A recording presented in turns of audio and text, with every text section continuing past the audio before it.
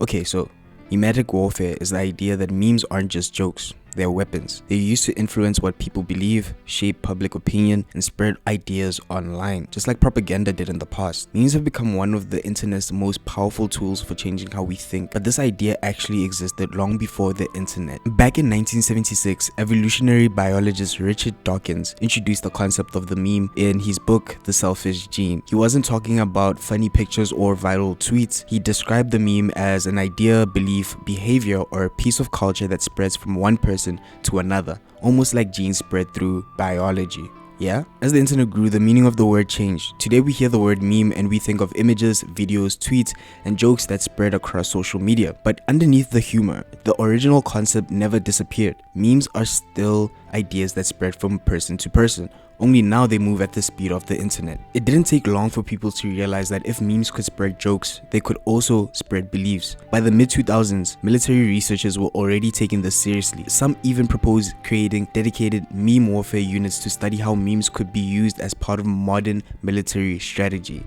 These guys were really into memes. The goal isn't necessarily to convince everyone that one side is right.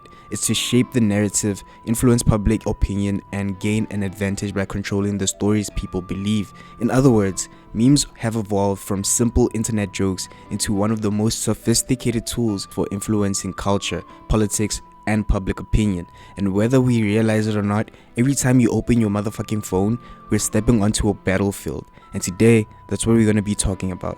So, how does a meme become a weapon? Well, think about the last meme you shared. You probably didn't fact check it or spend 5 minutes analyzing it. You saw it, it made you feel something, you kept scrolling, or you sent it to a friend.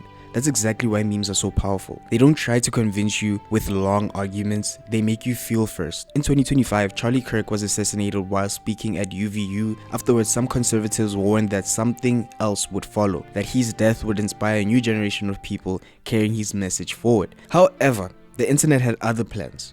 Instead of a clear legacy, Kirk's image became raw material. A small but growing online movement started using AI tools to insert his face into almost everything they could think of. Bro's face was on rappers, rock stars, political figures, internet memes, even completely unrelated, often offensive cultural references. The result wasn't tribute. Charlie Kirk became a blank canvas, a figure you could plug into almost anything. I could possibly be Kirkified. And that's the point. Once someone becomes a meme at that scale, their identity stops being fixed. They become remixable, not a person in the traditional sense anymore, but an idea that can be reshaped endlessly depending on what the internet wants to do with it at the time. And whether the intentions is mockery, commentary, or just engagement bait, the results are the same. The original meaning gets replaced by whatever spreads best. The point I'm trying to make here is memetic warfare takes familiar symbols and gives them new jobs. We've already seen this happen during recent conflicts. Governments and political groups have posted videos that mix real missile strikes with video game clips.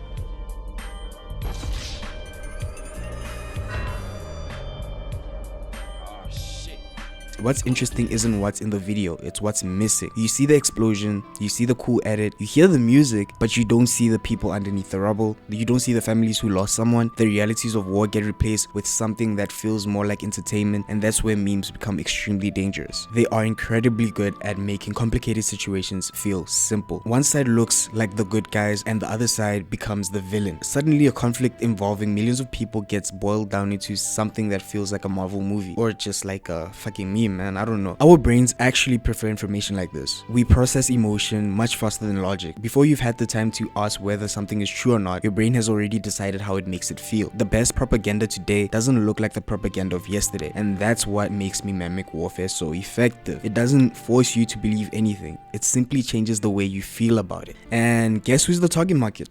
It's us, and by us I mean like us as men. These memes normalize a hyper-masculine, militarized response and encourages us to believe or accept policies out of loyalty rather than asking questions. War propaganda has traditionally functioned as a device for group cohesion. Anyway, even if memes fail to build support for the war, they do real harm when they set new standards for information and how we relate to violence. Yeah? Also, isn't it ironic the White House has blamed video games for inspiring domestic shootings, while ironically they are using video games aesthetics to strip the moral weight from real violence and casualties? The media condemned as a driver of violence at home has become a tool of persuasion when violence is state sanctioned and directed at others? Or am I just tweaking? Iran, supported by Putin's disinformation machine, understands the game too. They integrate Western pop culture and surreal nostalgic driven formats like Disney, Inside Out, Lego Soldiers, rap music, and Teletubbies into memes. Iran is using mockery and humiliation against the leader whose identity is built on projecting dominance. It is also a coordinated effort to bypass traditional media and influence global perceptions, particularly among nations the administration has alienated through tariffs, diplomatic pressure, or outright insults. Where mega audiences might read the Lego Trump as enemy propaganda, international audiences are already primed by their own grievances with the US foreign policy. Iran is not just trolling the president, it is messaging a global audience to build sympathy for their case. And I can't go without mentioning one of the most atrocious implementations of this strategy. The Epstein meme phenomenon has been heavily criticized for minimizing the suffering of victims who have experienced sexual or domestic violence. This trend has led some to believe that these memes are conspiratorial forms of memetic warfare, which they are. More specifically, that these memes are propagated by groups with certain political interests to desensitize or change the populace perspective on the scandal. But like I always say, we live in crazy times where even your casual brain rot session is weaponized against you. To tell you guys the truth, I have fallen or participated in one of these social media psyops, being slowly desensitized to extremely tragic events and viewing them as nothing but funny memes. However, during my research for this video, I'd like to believe that my frontal lobe has developed far enough I can now consume more consciously and really stop and ask myself if something is actually really funny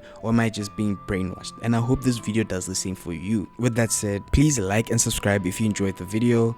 I'll speak to you guys soon. Peace.